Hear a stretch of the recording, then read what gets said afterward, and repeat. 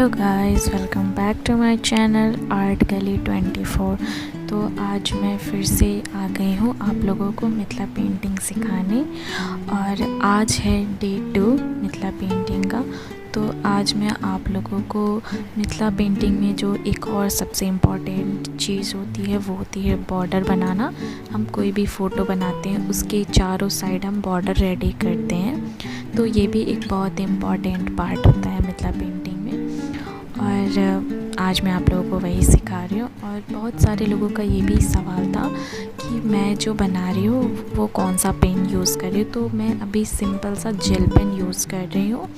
जो स्टार्टिंग में आप लोग अगर आप जेल पेन यूज़ करोगे तो ये बेस्ट ऑप्शन है आप लोगों के लिए। उसके बाद में हम नीब और स्केच पेन ये सब भी यूज करते हैं।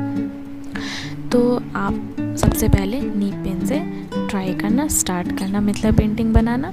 तो ये बहुत अच्छे तरीके से बनेगा और अच्छा भी बनेगा। तो आज जो मैं बना रही हूँ बॉर्डर बना रही हूँ, तो इसमें मैंने सबसे पहले ये बहुत ही बेसिक वाला बॉर्डर है।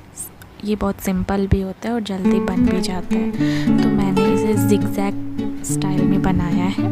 उसके बाद मैं बीच में इसमें कचनी करूँगी, जो पहले वाले वीडियो में मैंने आप लोगों को सिखाया था। अगर आप लोगों ने नहीं देखा होगा तो मैं उस वीडियो का लिंक डिस्क्रिप्शन बॉक्स में दे दूँगी, आप लोग देख लेना। तो हम इसमें कचनी भर रहे हैं, कचनी कर रहे हैं। इसके बाद मैं आज आप लोगों को कलर फिल करना भी सिखाऊंगी। तो अभी जो मैं आप लोगों को बता रही हूँ कलर फिल करना सिखाऊंगी, वो इसके लिए मैंने स्केच पेन यूज़ किया।